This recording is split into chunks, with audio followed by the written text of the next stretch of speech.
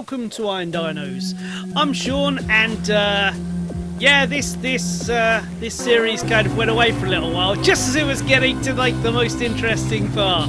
I suppose I should probably explain, because I was loving this game, do not get me wrong. What I was not loving was the many technical issues I had making this playthrough. I don't know what was going wrong, but on some of them, on quite a few of them, I was starting to lose, like, the timing between the audio in the game and the audio on screen was starting to diverge.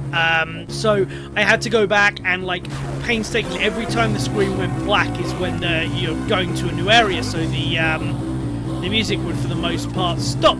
So I had to kind of go in and recalibrate all of that on several of the later episodes. I think there's about 4 of them that had a problem. I was having a lot of problems with my microphone, just stopping recording as we were going along. So yeah, I had to re-record big parts of chunks. Like, to this point, I'm really dissatisfied with when I'm going through the story of Metroid Prime 3 Corruption. I had to redo, like, one of my 2 vocal tracks, and I couldn't get my original vocal track to line up because it cut off. So, like, that's of 2 different sound quality. I honestly kind of want to go back and redo that and just redo the whole thing, but I wanted to get my genuine reactions in there as much as possible. But I had to re-record the video for that one, and like, it was a whole thing, so it didn't quite work. So I kept my genuine reactions and re-recorded all my audio of me talking over it, so I could kind of make it make sense. And yeah, I think that's a bit of a mess. I should have just redone it from scratch. But then we started getting later into the playthrough, and yeah, I really started getting recording issues, because I had a bit of a problem setting up the record to begin with. It was always a bit of a pain in the ass having to faff around, so I'm recording this on emulator. But yeah, I got so the recording that I've originally got was true up until a part way through this bit. I played a good chunk of this, and then the recording was basically glitching in points. So we get to what you see at the end of this video is as far as I got to in the original when I was still doing the recordings, because it gets to this boss fight, and then the picture just completely futzed. There was nothing I could do with it. It was just completely glitched out. Sound went as well, so there was just absolutely nothing I could do with that. So on top of that, was probably my third recording session. So on top of the several hours I was playing the game and talking over it, the hours I spent making notes, you know, making the bullet points of the story and stuff to read and stuff like that, and then having to go over and re-record all these vocals for the episodes I got out, and then finding that, like, I got to this point in the game. Obviously I'd completed the game, my original playthrough and all that, and I had to redo, like, the entirety of this ship, which means I had to find an earlier save point, which was about an hour or 2 hours before this point anyway, so I had to replay the game. It killed my enthusiasm for the project, I'm not gonna lie. So as much as I was loving playing the game, I came to hate making the videos for the game. So we're now a year on from when I started this. It is Metroid Dread's release day 1-year anniversary today as I've started doing this, and my love of Metroid is high once again, and I'm like, okay. So I re-recorded this video months ago to around my birthday, so May-ish time, because I was going to redo it then. So this is all video from then, but all this commentary is after, because I just couldn't face going through doing it as I'd done it the first time and it failing again. So I thought, screw it, I'm just going to record the video, give an explanation as to why this has been gone for as many months as it has, and we're going to get back into the point of this, or the point of where this started, which is talking about how much I absolutely love the Metroid games. So Metroid Fusion, which may actually be my favourite 2D Metroid. It may be my favourite Metroid of all. I absolutely adored this. The thing with Metroid, and Dread does have it, and we'll come back to this a bit more later. Dread does have that absolute terror, but the thing with Dread's terror, as awesome as it was quite I want to say black and white. It's largely, by and large, the scary things in Dread are the Emmy. And that is pretty much a case of do your best, do your best, do your best, do your best, do your best. Oh crap, it's got me, and then it's you're dead or you're not. There's not really an thought I made that. I thought I was going to show off my skill there. There's not an awful lot you can do once an Emmy's got you. And to be fair, I got really good at it by the end. But that was largely the terror I had, and it's a good terror. It's a good terror. That instant of oh god I'm dead, and you're panicking to push that. That's really, really good. Whereas Fusion, there's stuff like that. There's the bips with the SAX. Genuinely, like my heart is pumping and stuff. I didn't know what to do. But there's like the whole setting of it is far more steeped in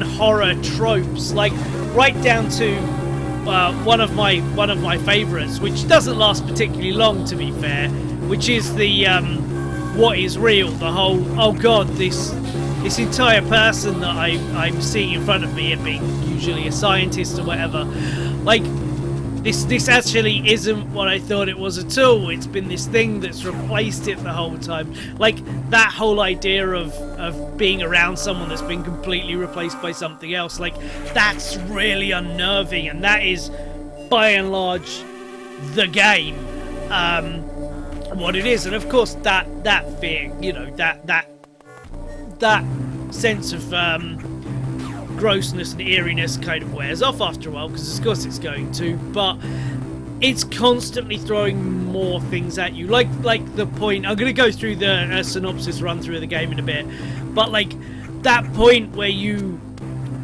in a book, like you're going down an elevator and the elevator stops, which doesn't happen in Metroid, so you're like, okay, right, fine, and then you have to go through a bit, and where you end up in Samus' most, weak form, you're just in as Ball Samus, and you end up in a chamber you've seen earlier in the game, if you look around properly, like Ridley's death chamber. It's a cryogenic chamber. It just has Ridley's corpse in it, and you're suddenly in there. It's like, oh, Jesus Christ. Then there's the enemy called the Nightmare, which is just absolutely freaking hideous. Like this horrible, it looks like an organic being that's just been melded horrifically with mechanics, and it looks like it's, as you kill it, as you fight it, it looks like it's crying its own blood. It's like really, really disturbing. I was a really, really big fan of that. But yeah, without further ado, let's get on to the story of let's try not to die. Hopefully I don't die.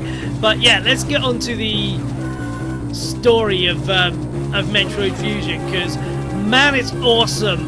It's I feel possibly slightly let down by the translation, so I've gone to you dick. I've gone to a Japanese site as well to try and translate it a bit better, just to see how well we can make it all make sense. But yeah, so Metroid Fusion. The game starts with the Federation unable to just leave SR388 alone, because you know it never ends in trouble when they go dicking around with that. So they contact Samus to guard a group of scientists on the planet. This goes flawlessly, and the entire game is Samus just kind of chilling, doing a bit of reading, polishing her armour, that sort of thing. You know, it's an off-duty simulator and a really bold new direction for the series. No, obviously, no. Things go pear-shaped immediately as they're attacked by a creature. Samus easily defeats it, but on dying, a yellow glob-like organism emerges, and before she can do anything, it envelops and absorbs itself into Samus. She completes the mission but while escorting the scientist's ship back to the biological space lab research station above the planet, she loses consciousness and crashes. She's picked up by the Federation forces and taken to a nearby station where it's discovered that the thing that entered her body is a parasite, to be known as the X-Parasite. Working from inside, the X-Parasite began fusing Samus and her power suit, which is partially organic. You then get like this gross picture of like body horror shit, a fucking Nintendo game of Samus with like the metal of her suit just kind of embedding into her. What? The doctors surgically remove as much as they can, but Samus is irreversibly changed and close to death. This is so not Nintendo. I'm having such a great time. The X-Parasite continues to take over Samus until one of the doctors hits upon an unlikely solution. Metroids were the X-Parasite's natural predator, an SR-388, but Samus destroyed them all. However, they still had cells from the baby Metroid Samus had once delivered to the Federation. Of course they did, they can't leave it alone! And they use these cells to create an anti-X serum. This is quickly created and injected into Samus, destroying the X-Parasite inside her. But at a cost. Samus is now part Metroid. Awesome! Speaking of which, that is the literal coolest thing in Metroid Dread, but I can't get ahead of myself. But man, that's awesome! This gives Samus an immunity to the X-Parasites. Her mutated body now able to absorb the X to regain health and ammo. But she's also gained the Metroid's vulnerability to cold temperatures. This will come up. After regaining her strength, the inevitable happens. An explosion rocks the BSL research station Samus was guiding the scientists to from SR-388 earlier in the story, as well as their samples, where she passed out and crashed. She learns the extracted parts of her corrupted armor were also sent to that lab for containment and, of course, study, because they can't leave it alone! Samus is sent to investigate in her new ship, complete with a Federation AI to guide her mission. Another first. Samus hates this, but it was a condition of her taking the Federation ship, and she quickly names it Adam as its manner reminds her of a commanding officer from her time in the Federation force before she went, nah mate, peaced off to be the universe's most awesome bounty hunter. On landing, she is quickly attacked by an escaped creature and discovers it is infected by the X-Parasite. She speaks with Adam and learns that the specimen brought back to SR-388 have all become infected by the X-Parasite, and the X-Parasite can extract DNA of anything it inhabits to recreate a perfect copy. Adam explains that any and all organic life on the station could have been infected or replaced by X-Parasites. This is the fear I was talking about earlier. Basically, what you've got is an entire space station where everything can be other than it seems. Fantastic. She also finds the frozen corpse of Ridley, which is kept in its own chamber. Again, awesome. Just while we're here, that lovely bit of story there, this is all addition to the original Metroid, because obviously this game is a Metroid, is a remake. Hate to say it, but in the months between my playing this the first time and recording this, I forgot how this boss worked and did a really poor job on it. So I think there may be a death or two in here. But anyway, Samus continues to explore the station and complete tasks to lock down the infected areas, always under the guidance of Adam, until she eventually discovers that the X-Parasite has infected her. The X-Parasite has infected the armour that was taken from her. It has now taken form and become the SAX, a fully powered version of Samus. SAX releases the rest of the X specimens, leaving the entire station overrun with X-Parasites. The X-Parasites and the SAX now realise Samus is a severe threat and attempts to kill her numerous times, as well as block her from regaining her power suit upgrades. Like, there are so many bits where you're just walking along and you're just moving and then suddenly it will go a bit darker and the SAX is walking there and you have to hide or run. It's so fantastic. I love it to bits. Samus, badass that she is, not only manages to gain the abilities back, but also absorbs stronger X-Parasites to increase her power and even absorb new abilities. She also continues to reminisce about the time she spent in the Federation forces while comparing her new computerized commander to her former CO. At one stage, while using a lift, I mentioned this earlier, she has used many times in the past, the SAX manages to knock out the station's power. Samus balls her way through several shafts until she finds herself in Ridley's frozen tomb. Ridley's eyes begin to glow, but the body shatters to nothing as a huge X-Parasite flies out from the remains. I think we all know where this is going.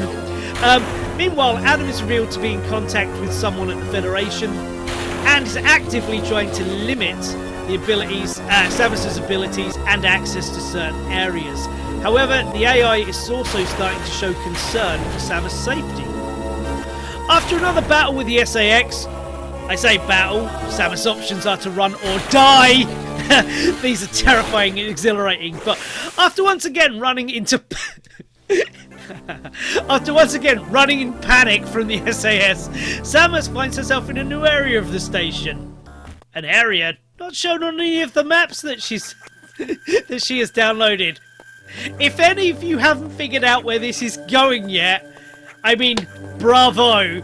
I'm sitting here giggling to myself while I'm playing it, because, like, obviously, Samus discovers a Metroid cloning facility. The Federation are once again trying to control the Metroids. She finds a huge vat with your standard style Metroids, and further on she finds Metroids in various stages of evolution, which is a really cool throwback to Metroid 2. Which I think is the first time it was referenced since then.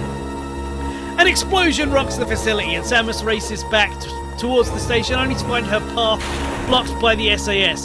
However, instead of attacking Samus, it starts firing on the Metroids, seeing them as the greater threat. The SAX appears to be overwhelmed as Samus ascends to safety, you've got to do your floaty jumps, to safety in a classic time section as the restricted area continues to erupt in flames. Samus escapes to another section just in time to see the entire restricted area, still holding the Metroids and the SAX, be jettisoned off and it explodes. Adam contacts Samus, furious about her finding the restricted area and the destruction of the Metroids. The Federation was secretly breeding them for peaceful purposes, but if you believe that, you're an idiot. And Samus is no idiot. Adam continues that the station's SRX environment is a replica for SR-388's ecosystem and perfect for raising Alpha, Gamma, Zeta and Omega Metroids. They discovered ways to accelerate the growth and cloning them to maturity in days. Good plan. This is going swimmingly. Finally, Adam reveals that the environment also allows the X-Parasites to reproduce themselves and that there are further 10 fully powered SAX aboard the station. Oh dear. Adam instructs Samus to immediately leave the station and report her findings to the Federation. On her way out, Samus runs into an awesome boss fight with the super-powered Neo Ridley, or X-Ridley, whatever you want to call it. It's freaking awesome. Samus also makes it to a ship when she's stopped by Adam one more time. Adam demands she leave immediately and reveals the Federation have shown interest in the X-Parasite and the SAX. What a shock! Samus is disgusted, but Adam continues that it's not her business, she must now leave before the Federation arrives, implying they will kill her if she is still there. That's pretty awesome. Adam now reveals that the Federation was specifically trying to withhold certain abilities to stop her from gaining too much of the suit's power, presumably to stop their incredibly stupid, I mean evil, no way, I mean stupid plan. Samus understands that as soon as the Federation force lands, they'll be immediately taken by the X-Parasites, who will then know how to, work the ships and spread across the universe. Samus concludes that the X-Parasites are a plague and must be stopped immediately. She determines to use the ship's self-destruct, but Adam locks the room. Samus begins yelling at the computer, explaining exactly what will happen if she doesn't destroy the vessel and everything in it. She slips and calls it Adam. The AI asks why she'd call it Adam. So Samus explains that was the name of her old commanding officer, who died saving Samus' life. After more conversation about the original Adam, Samus realises that Adam AI is in fact modelled on the uploaded brainwaves of the Adam she once knew. Adam, moved by Samus' explanation, adopts a more familiar demeanour, the one she once knew, opens the doors and instructs her to destroy the facility, going further to suggest that she use the station's orbit so it crashes into SR-388, destroying both. Samus heads to the operation room but is confronted by an SAS. After an awesome boss fight during which, after taking damage, the SAS further mutates into a horrific abomination Samus Metroid thing. Samus is unable to destroy the massive X-Parasite's core form, and it flies away. Samus sets the self-destruct and charges the station's orbit and rushes back to her ship, only to find the docking bay destroyed and a huge hole where her ship used to be. And in its place is a fully grown Omega Metroid. This is almost completely redesigned from Metroid 2. It towers over Samus, is far more mutated and hideous than the limited Game Boy version. It looks fucking awesome. Samus is unable to even damage it as it wipes out her health. As the Omega Metroid closes in for the kill, the SAS returns and attacks the Omega Metroid with its ice beam. However, the Omega quickly overpowers the SAS, having been weakened in its own battle with Samus, and it reverts to its X-Parasite core form.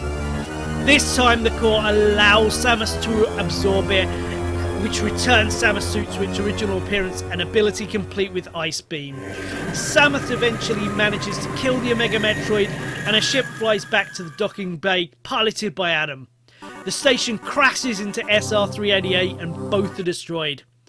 As they fly away, Samus questions whether the Federation will understand her decision. What a game! What a great story! Like, it gives Samus an addition of depth just through her meeting or interacting with another character, something she's not really done before. We get her thoughts and feelings on the situation. Again, something we've never really had before. This is the point. Now that I've beat that boss, by the way, I'm now 100. It's like a test. Apparently it's the test Samus had to do to gain the armor from Chozo originally. But now we are fully powered and virtually unstoppable. This is awesome. But anyway, yeah, Metroid Fusion. Like, all of that story is fantastic. There's so much of it. And all of it perfectly serves the narrative that the game is trying to get across. All it's trying to do is put Samus into an incredibly terrifying environment, play on the idea of